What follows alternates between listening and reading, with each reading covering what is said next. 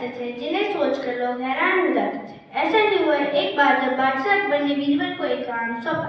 बादशाह अकबर ने बीरबल से कहा कि तुम्हें अपने राज्य के 6 सबसे मूर्ख लोगों की सूची बनानी है। आइए जानते हैं इस कहानी के बारे में। एक दिन बादशाह अकबर अपने दरबार में बैठे थे। मैं बहुत भाग्यशाली हूँ कि मेरे पास इतने बुद्धिमान और होनहार लोग हैं। देश को चलाने के लिए इतने बुद्धिमान और होनहार लोगों की ही जरूरत होती है। और मैं जानना चाहता हूँ कि हमारे देश में कौन लोग मूर्ख है। बीरबल से बात करता हूँ। बादशाह अकबर को आश्चर्य हुआ कि क्या बीरबल यह काम कर सकता है। बीरबल, क्या तुम यह काम कर पाओगे? हाँ हुजूर, मैं यह काम तो कर सकता हूँ, लेकिन मुझे करना क्या है आप मुझे विस्तार से बता सकते हो? हाँ, तुम्हें हमारे देश के 6 मूर्खों की सूची बनानी है। मैं तुम्हें 1 महीने का वक्त देता हूँ। मैं समझ सकता हूँ, लेकिन मुझे यह काम करने में 1 महीना तो नहीं लगेगा, लेकिन मैं यह काम बहुत जल्दी खत्म कर सकता हूँ। यह कहकर बीरबल वहाँ से चले गए। वो अपना घोड़ा लेकर महल से बाहर निकल गए। रास्ते में उसके मन में एक ही सवाल उठ रहा था कि वह 6 मूर्खों का कैसे पता लगा पाएगा। जब वह इस बारे में सोच रहा था, तभी गधे पर बैठे एक आदमी उसकी तरफ आया और उसके सिर पर घास का एक गड्ढा रख दिया।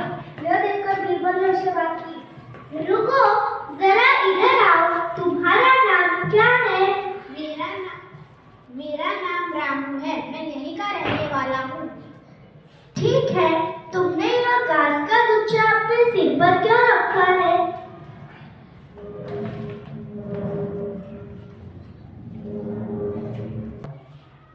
हाँ हुजूर, मैं इसे रख सकता हूँ, लेकिन मैं गधे पे और बोझ नहीं डालना चाहता, इसीलिए मैंने इसे अपने सिर पे रखा है और गधे पे बैठ गया। यह सुनकर बीरबल हंस पड़ा। उसने सोचा कि रामू कितना मूर्ख आदमी है। बीरबल समझ गया था कि रामू उसकी सूची का पहला मूर्ख है। उसे अपना पहला मूर्ख आदमी मिल गया था। आप जानवरों का ख्याल रखते हो, इसके लिए मैं बादशाह अकबर से कहकर आपको इनाम दिलवाऊंगा। क्या आप मेरे साथ चलोगे? इनाम की बात सुनकर रामू बहुत खुश हुआ और वह बीरबल के पीछे पीछे चल पड़ा। कुछ देर बाद उन्हें 2 आदमी मिले जो आपस में लड़ रहे थे। रुको, तुम दोनों झगड़ क्यों रहे हो? वह कह रहा था कि उसका शेर मेरी गाय को खा जाएगा, पर मैं ऐसा होने नहीं दूंगा। मैं अपने शेर को कहूंगा कि उसकी गाय को खा जाए। यह सुनकर बीरबल ने दोनों से प्रश्न पूछा। ठीक है, लेकिन इसमें शेर और गाय कहाँ पर है? वो अभी तो नहीं है, भगवान देने वाले हैं। ऐसी स्थिति में बीरबल को समझ आ गया था कि उसे 2 और मूर्ख मिल गए हैं। फिर बीरबल ने दोनों से कहा, मैं आपके भगवान पर इतना भरोसा करने से बहुत खुश हूँ। इसके लिए मैं बादशाह अकबर से कहकर आपको इनाम दिलवाऊंगा। क्या आप मेरे साथ चलोगे? उसके बाद तीनों आदमी बीरबल के पीछे पीछे चल पड़े।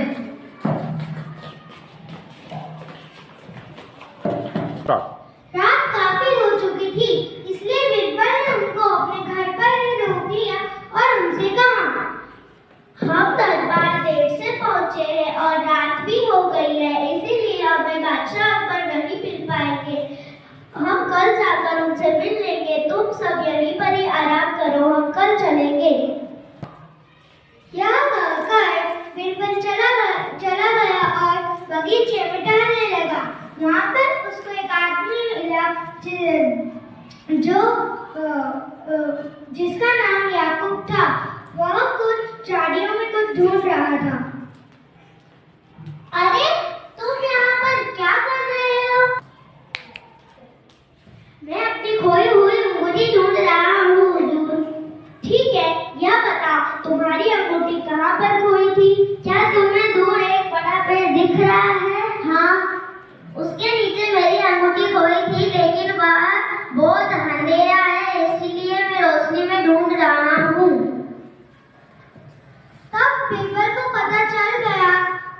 का चौथा मूर्ख आदमी कौन है? बीरबल ने उस व्यक्ति से कहा, आप चिंता मत करिए, मैं बादशाह अकबर से कहकर आपको नई अंगूठी दिलवा दूंगा। यह सुनकर वह व्यक्ति बहुत खुश हुआ और बीरबल के पीछे पीछे चल पड़ा। अगली सुबह जैसे सूरज निकला, वह चारों बीरबल के साथ दरबार में गए।